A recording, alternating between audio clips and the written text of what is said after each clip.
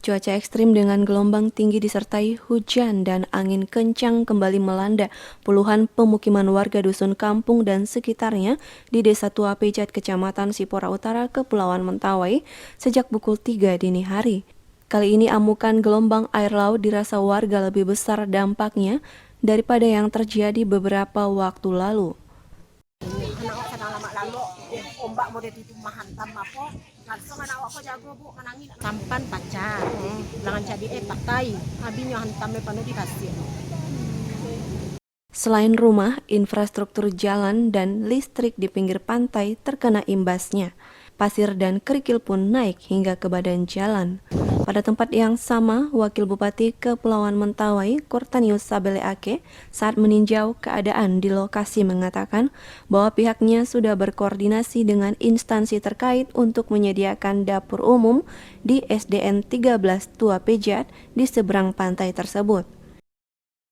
Sebenarnya ini kan kita kosongkan ini ya.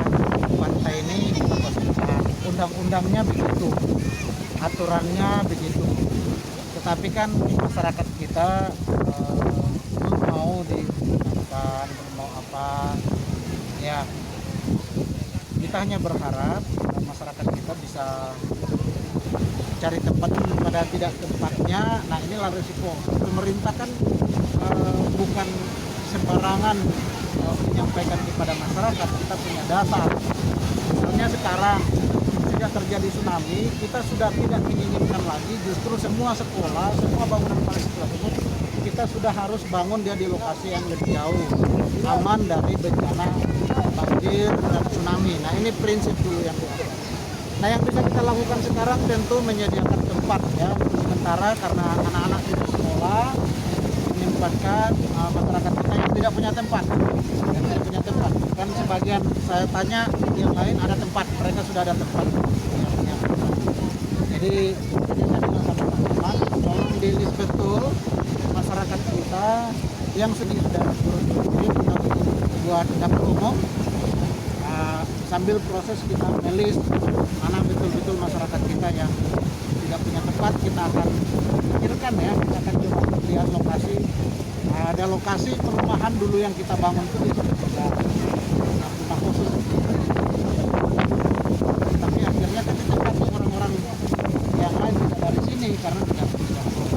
Nah, ini yang kita sebenarnya kalau mereka ke sana, kalau alasan pasar misalnya, kan ada pasar kita seharusnya ke sana jualan kita pastikan pasar kayaknya. Tapi biarlah ini proses. Kita akan coba diskusikan juga ada berapa kakak yang betul-betul yang tidak punya tempat, tidak punya rumah sama sekali, dan ada berapa yang kebakaran. Tapi juga sebagian yang sudah mendaftar mengkosongkan. Ya, hanya ini kita tidak mau keluar uang lebih banyak karena masih ada yang kita harus bangun. Simatalu kita perlu bangun mereka. Jangan sampai gara-gara ini uang kita habis kita nggak bangun Simatalu yang sebenarnya dari dulu mereka terasing.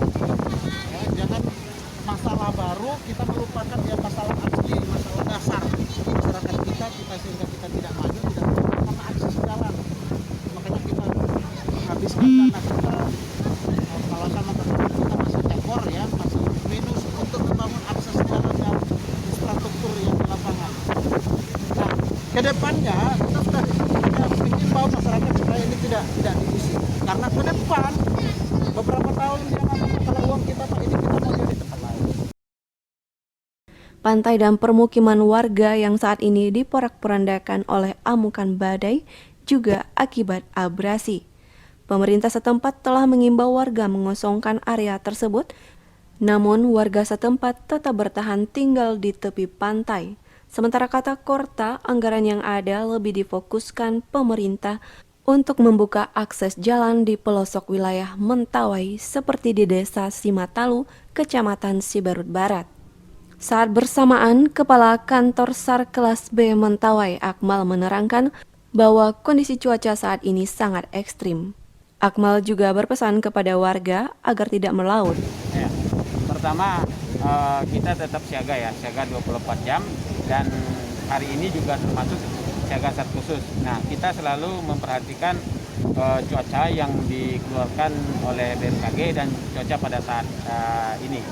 Jadi pada saat ini memang ekstrim sekali nih di timurnya Kabupaten Kepulauan Mentawai ini itu gelombang tinggi 2,5 sampai dengan 4. Sementara baratnya ekstrim, gelombang ekstrim yaitu 6 sampai dengan 9. Kecepatan angin 2 sampai dengan 20 knot. Nah, jadi pas kita dapat informasi tadi pagi sekitar jam 04.35 langsung kita ke sini karena pertama sekali kita melihat mana tahu ya ada hal yang harus kita bantu di sini untuk evakuasi, dan yang kedua kita juga melihat alut-alut kita yang ada di dermaga. Alhamdulillah korban jiwa tidak ada di sini dan kita tadi sudah bantu 2 kakak evakuasi sementara kakak yang lain mengungsi mandiri, dan untuk di dermaga alhamdulillah alut kita aman. Itu saja mungkin. Himbauan Pak Kansat kepada masyarakat yang nelayan atau yang bepergian. Hari ini saya sudah nge-share perkiraan cuaca yang dikeluarkan oleh BMKG itu, dan saya memohon untuk tidak melaut. Sangat ekstrim sekali ini. Ini memang gelombang tinggi dan angin kencang. Untuk tidak melaut hari ini, khusus hari ini untuk tidak melaut. Mohon itu. Selanjutnya, Dalanal Kepulauan Mentawai Letko Laut Anis Munandar yang juga tampak meninjau situasi di lokasi mengimbau kepada warga agar lebih berhati-hati dan waspada. Himbauan kepada masyarakat kita melihat situasi seperti ini. Kejadian ini mungkin akan berlanjut sampai 2-3 hari. Nah ini kita lihat mungkin hari yang pertama aja sudah seperti ini, jalan-jalan tertutup pasir semua. Kemudian rumah-rumah roboh. Nah, kebutuhan masyarakat, alhamdulillah kita kerugian personil tidak ada. Cuman kerugian material ini yang banyak masyarakat itu yang dialami masyarakat ini. Jadi saya menghimbau kepada masyarakat untuk lebih hati-hati, waspada, pentingkan keselamatan, dan dari pihak pemerintah sudah menyiapkan tempat gedung sekolah sebagai tempat relokasi dan dibangun juga dapur-dapur umum. Manfaatkan semua yang ada untuk kepentingan kita bersama. Jadi darurat kita bersama, kita sama-sama merasakan, kita sama-sama menanggung. Itu saja.